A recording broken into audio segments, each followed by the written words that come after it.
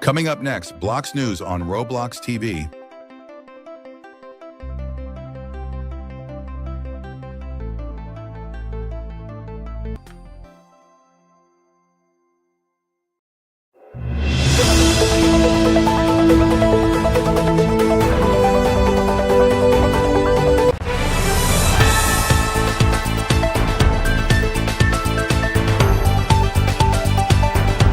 Hello and welcome to Blox News. My name is Jessica Carter. I'm happy to meet you. Let's start with the first subject. Zelensky warns that Trump meeting Putin first would be dangerous.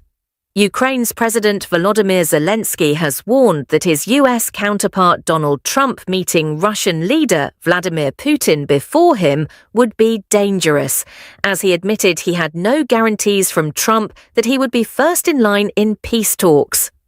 Zelensky spoke in a week when a phone call between Putin and Trump raised fears in Kyiv that it was being frozen out of negotiations, with the White House also downplaying the prospects of Ukraine joining NATO. Zelensky conceded that he was not happy that Trump's first call was with Putin. The Ukrainian leader warned that it would be even more dangerous, however, if Trump meets with the Russian president before him. Trump hasn't provided any commitment to meeting Zelensky first, the Ukrainian president told CNN. The US president did, however, understand the need to meet urgently to discuss concrete plans to end the war, Zelensky added. In an exchange which prompted laughter from the crowd, Zelensky also admitted to having told Trump that Putin is afraid of him. "I told Trump that Putin is afraid of him, and he heard me, and now Putin knows," Zelensky said wryly. The Ukrainian president added that Putin appears to be the biggest influence on NATO and reiterated that peace talks on ending the conflict could not go ahead without Kyiv's involvement.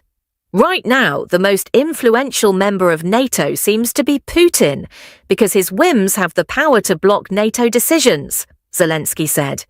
Ukraine will never accept deals made behind our backs without our involvement, and the same rule should apply to all of Europe, he added. No decisions about Ukraine without Ukraine.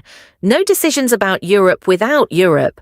Europe must have a seat at the table when decisions about Europe are being made, Zelensky continued.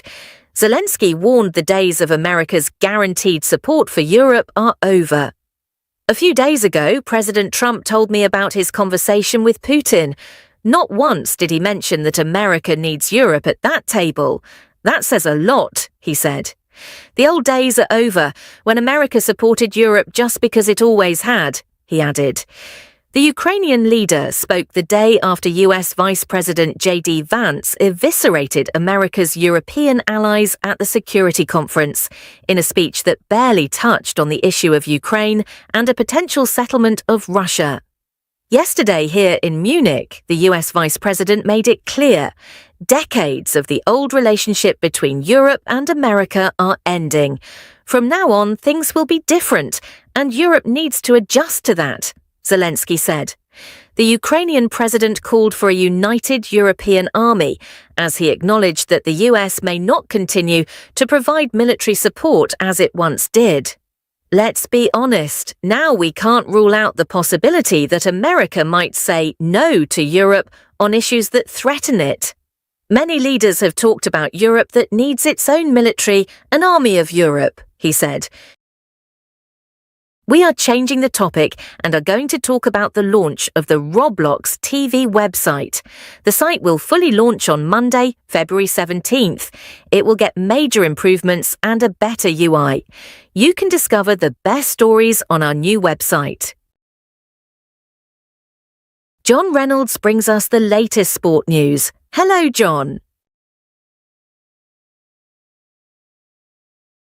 Hello, everyone. These are the latest news in sport.